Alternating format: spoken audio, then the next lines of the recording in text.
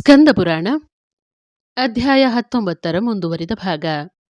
ಕೂಡಲೇ ವೀರಬಾಹುವು ರಥಾರೂಢನಾಗಿ ಬಂದು ಆ ಭಯಂಕರ ರಕ್ಕಸಾಧಿಪನನ್ನು ತಡೆದನು.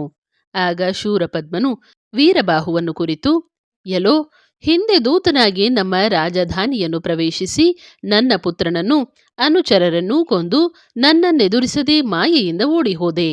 ಇಂದು ನೀನು ನನ್ನ ಕೈಯಿಂದ ಪಾರಾಗಲಾರೆ. ನಿನ್ನನ್ನು ನನ್ನ ಕ್ರೂರ ಶರಗಳಿಗೆ ಬಲಿಕೊಡದೇ ಬಿಡುವುದಿಲ್ಲ. ಒಂದು ವೇಳೆ ನೀನು ಬದುಕಲಿಚ್ಛಿಸಿದರೆ ನಿನ್ನ ಕೈಯೊಳಗಿನ ಶರಾಸನಗಳನ್ನು ಬಿಸುಟು ದೂತ ಕಾರ್ಯ ಕೈಗೊಂಡು ಇಲ್ಲಿಂದ ಹೊರಡು. ಇಲ್ಲವಾದರೆ ಈ ಕ್ಷಣದಲ್ಲಿ ನಿನ್ನ ಹುಟ್ಟಳಿಸಿ ಬಿಡುತ್ತೇನೆ ಎಂದು ಹಂಗಿಸುತ್ತಾ ಗರ್ಜಿಸಿದನು. ಆಗ ವೀರಬಾಹುವು ತಿರಸ್ಕಾರದಿಂದ ನಗುತ್ತಾ, ಎಲೋ ರಕ್ಕಸಾಧಮನೇ, ಆಗ ನಾನು ನನ್ನ ಸ್ವಾಮಿಯಾದ ಸುಬ್ರಹ್ಮಣ್ಯನ ಅನುಜ್ಞೆಯಂತೆ ನಿನ್ನಲ್ಲಿಗೆ ದೂತನಾಗಿ ಬಂದಿದ್ದೆ. ಇಂದು ಈಗ ಧನುರ್ಧಾರಿಯಾದ ರಥಿಕನಾಗಿ ನಿನ್ನನ್ನು ಮರ್ದಿಸುವುದಕ್ಕಾಗಿ ನಿನ್ನ ಸಮ್ಮುಖಕ್ಕೆ ಬಂದಿದ್ದೇನೆ. ಅದೆಲ್ಲ ನಿನಗೇಕೆ? ವೀರನಾಗಿ ಯುದ್ಧ ಮಾಡು ಎಂದು ಮೂದಲಿಸಿ ನುಡಿದನು.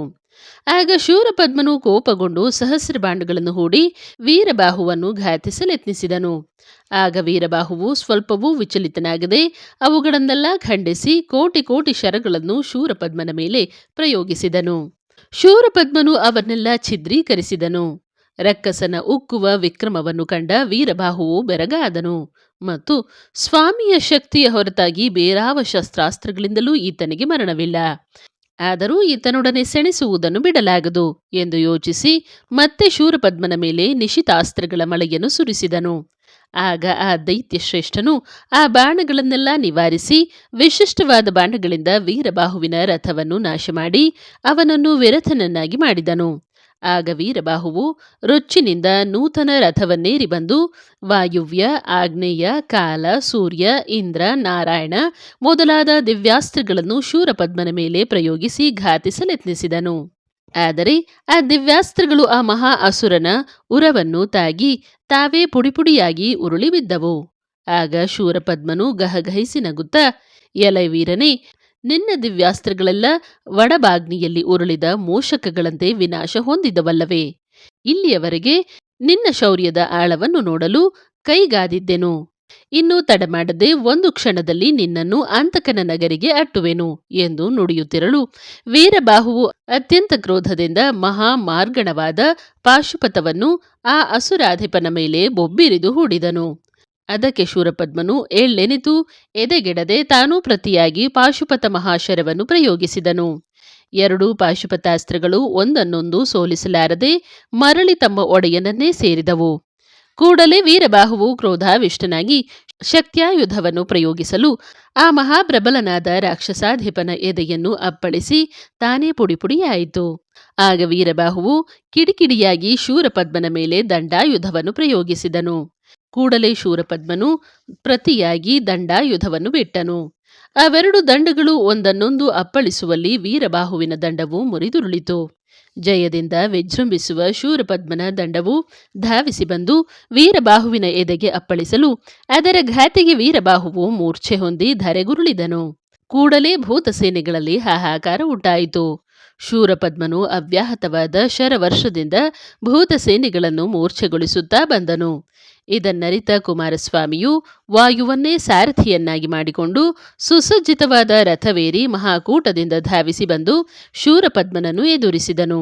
ಸರ್ವೇಶ್ವರನಾದ ಕುಮಾರನನ್ನು ಕಂಡೊಡನೆ ಆ ರಾಕ್ಷಸಾಧಿಪನು ಕ್ಷಣಕಾಲ ಚಕಿತನಾಗಿ ಈತನು ನಿಜವಾಗಿ ದೈತ್ಯರನ್ನು ಸಂಹಾರ ಮಾಡಬಲ್ಲವನಾಗಿದ್ದಾನೆ ಎಂದುಕೊಂಡನು. ಆದರೂ ಆತನು ಹೇಗೋ ಸಾವರಿಸಿಕೊಂಡು ಧೈರ್ಯದಿಂದ ಸ್ವಾಮಿಯನ್ನು ಕುರಿತು, ಎಲೈ ಬಾಲಕನೇ, ನೀನು ನೋಡುತ್ತಿರುವಂತೆ ನಿನ್ನ ಸೈನ್ಯದ ಮಹಾಮಹಾವೀರರೆಲ್ಲರೂ ಧರೆಗುರುಳಿದುದನ್ನು ಕಂಡೆ. ಬಾಲಚೇಷ್ಟಾನ್ವಿತನಾದ ನೀನು ಇದರಿಂದ ಬುದ್ಧಿ ಕಲಿತು ಹಿಂತಿರುಗು. ನೀನು ಕೊಂದ ದುರ್ಬಲರಾದ ತಾರಕ ಕ್ರೌಂಚರಂತೆ ನನ್ನನ್ನು ಭಾವಿಸಿ ನನ್ನನ್ನು ಎದುರಿಸಿ ಕೆಡದಿರು. ವಿಷ್ಣು ಮೊದಲಾದ ದೇವತೆಗಳ ಗತಿ ಏನಾಗಿರುವುದೋ ವಿಚಾರಿಸಿ ತಿಳಿದು ಮುಂದಿನ ಕರ್ತವ್ಯವನ್ನು ಕೈಗೊಳ್ಳು ಎನ್ನಲು ದರಹಸಿತ ವದನಾರವಿಂದನಾಗಿ, ಎಲೋ ರಕ್ಕಸನೇ, ನಿನ್ನ ಸಮಾಚಾರವನ್ನು ಈಗಲೇ ತೆಗೆದುಕೊಳ್ಳಬಲ್ಲವನಾಗಿದ್ದೇನೆ. ಮದಾಂಧನಾದ ನಿನಗೆ ನಾನೊಬ್ಬ ಯಃಶ್ಚಿತ್ ಬಾಲಕನಾಗಿ ತೋರುತ್ತಿರುವೆನಲ್ಲವೇ? ಪರಮೇಶ್ವರನ ಲಲಾಟಾಗ್ನಿಯ ವಿಸ್ಫುಲಿಂಗವು ಬ್ರಹ್ಮಾಂಡಗಳನ್ನೇ ದಹಿಸಬಲ್ಲ ಸಾಮರ್ಥ್ಯ ಉಳ್ಳದ್ದೆಂಬುದನ್ನು ನೀನರಿಯೆಯಾ? ಎಂದು ಕೋಪದಿಂದ ಕೋದಂಡವನ್ನೆತ್ತಿಕೊಳ್ಳುತ್ತಿರುವಾಗಲೇ ಭವ್ಯವೂ ಉನ್ನತವೂ ಆದ ದೇಹವುಳ್ಳವನಾದನು.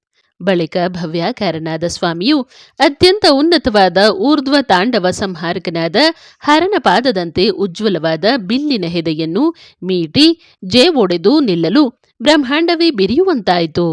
ಕುಮಾರನಿಗೂ ಶೂರಪದ್ಮನಿಗೂ ಸಮದಂಡಿಯಲ್ಲಿ ಶರಸಂಧಾನದ ಮೂಲಕ ಘೋರ ಸಮರ ಮೊದಲಿಟ್ಟಿತು. ಕೊನೆಗೆ ಶೂರಪದ್ಮನು ಕುಮಾರನನ್ನು ಘಾತಿಸಲು ಅವನನ್ನು ಶೂಲದಿಂದಿಟ್ಟನು. ಕೂಡಲೇ ಸ್ವಾಮಿಯು ಬಾಣಗಳಿಂದ ಆ ಶೂಲವನ್ನು ಇಕ್ಕಡಿಗೈದು ಬೇರೆ ಮಹಾಸ್ತ್ರಗಳಿಂದ ಶೂರಪದ್ಮನ ಕಿರೀಟ, ಆಭರಣ, ಆಯುಧಗಳೆಲ್ಲ ಕಳಚಿ ಬೀಳುವಂತೆ ಘಾತಿಸಲು ಶೂರಪದ್ಮನು ಲಜ್ಜೆಯಿಂದ ದರಿದ್ರನಂತೆ ಕೈಸಾಗದೆ ನಿಂತುಕೊಂಡನು. ದೈತ್ಯ ಸಂಘಾತವು ತಮ್ಮೊಡೆಯನ ದೀನಾವಸ್ಥೆಯನ್ನು ನೋಡಿ ರುಚ್ಚಿನಿಂದ ಕುಮಾರನ ಮೇಲೆ ಏರಿ ಹೋಗಲು ಕುಮಾರನು ತನ್ನ ಚಕ್ರವನ್ನು ಪ್ರಯೋಗಿಸಿ ಸಕಲ ದೈತ್ಯ ಬಲವನ್ನು ಚಿನ್ನವಿಚ್ಛಿನ್ನವಾಗಿ ಕತ್ತರಿಸಿ ಹಾಕಿದನು. ಇದನ್ನು ಕಣ್ಣಾರೆ ಕಾಣುತ್ತಲಿದ್ದ ದೈತ್ಯ ಚಕ್ರವರ್ತಿಯು ಕ್ಷಣಕಾಲ ದಿಗ್ಮೂಢನಾಗಿದ್ದು ಮತ್ತೆ ಚೇತರಿಸಿಕೊಂಡು ದಿವ್ಯವಾದ ನೂತನ ಧನುಸ್ಸನ್ನು ಧರಿಸಿ ಸ್ವಾಮಿಯ ಮೇಲೆ ಬ್ರಹ್ಮಾಸ್ತ್ರ, ವೈಷ್ಣವಾಸ್ತ್ರಗಳನ್ನು ಪ್ರಯೋಗಿಸಲು ಅವು ಕುಮಾರಸ್ವಾಮಿಯ ಸಮೀಪಕ್ಕೆ ಬರಲು ಅವುಗಳನ್ನು ಕುಮಾರಸ್ವಾಮಿಯ ಶಕ್ತ್ಯಾಯುಧವೇ ಕಬಳಿಸಿತು.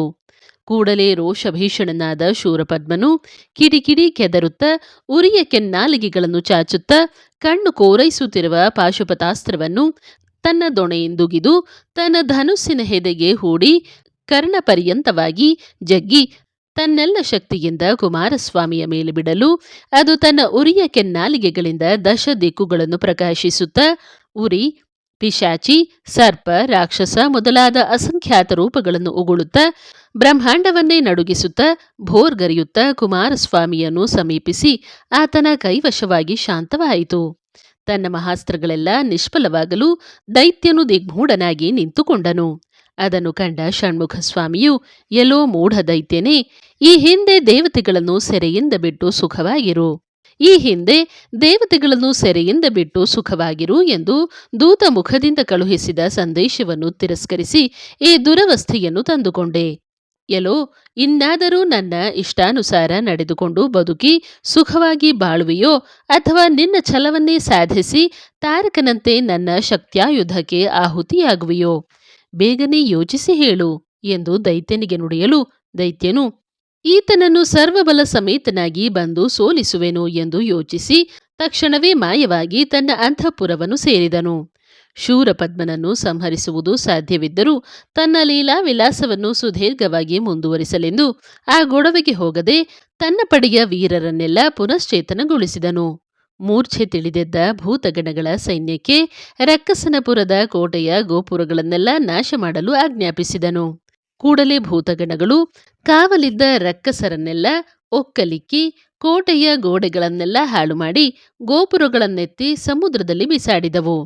ಅಷ್ಟರಲ್ಲಿ ಸೂರ್ಯಾಸ್ತವಾಗಲು ಕುಮಾರಸ್ವಾಮಿಯು ಸೈನ್ಯ ಪರಿವಾರದೊಡನೆ ಮಹಾಕೂಟದ ತನ್ನ ಬಿಡಾರಕ್ಕೆ ತೆರಳಿದನು.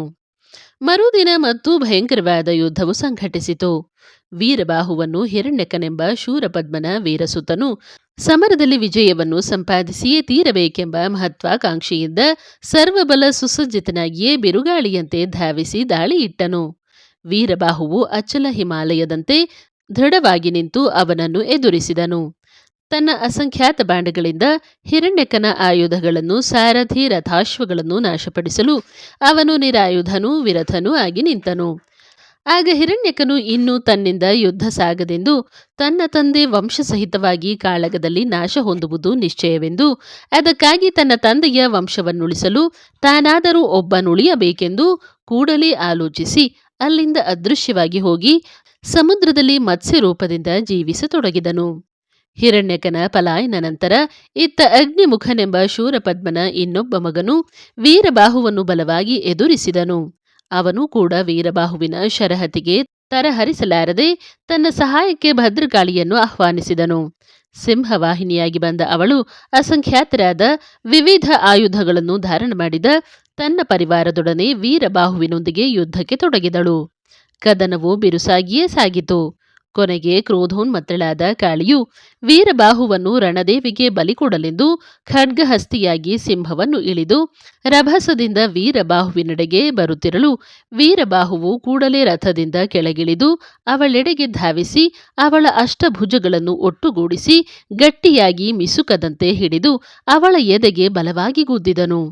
ಅವಳು ರಕ್ತ ಕಾರುತ್ತ ದೀನಸ್ವರದಿಂದ, ಎಲೈ ವೀರನೇ, ರಕ್ಕಸನ ಭಕ್ತಿವಶಳಾಗಿ ನಿನ್ನನ್ನೆದುರಿಸುವ ಹಗರಣವನ್ನು ಮಾಡಿದೆ. ಕುಮಾರ ಸೋದರನಾದ ನಿನ್ನನ್ನು ಸೋಲಿಸುವುದು ಸಾಧ್ಯವಿಲ್ಲಿಯದು.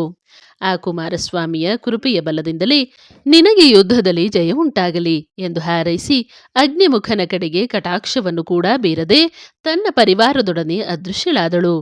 ಭದ್ರಕಾಳಿಯ ಸೋಲಿನಿಂದ ನಿರಾಶೆಯುಳ್ಳವನಾಗಿ ವ್ಯಥೆ ಪಡುತ್ತಿರಲು ವೀರಬಾಹುವಿನ ಸರಳುಗಳು ಆತನನ್ನು ಎಚ್ಚರಿಸಿದವು.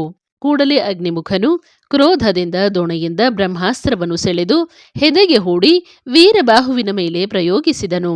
ಅದಕ್ಕೆ ಪ್ರತಿಯಾಗಿ ವೀರಬಾಹುವು ವೀರಭದ್ರಾಸ್ತ್ರವನ್ನು ಅಭಿಮಂತ್ರಿಸಿ ಬಿಡಲು ಅದು ಬ್ರಹ್ಮಾಸ್ತ್ರವನ್ನು ಸರಾಗವಾಗಿ ನುಂಗಿ ಅಗ್ನಿಮುಖನೆಡೆಗೈದಿ ಅವನ ಶಿರಚ್ಛೇದ ಮಾಡಿತು.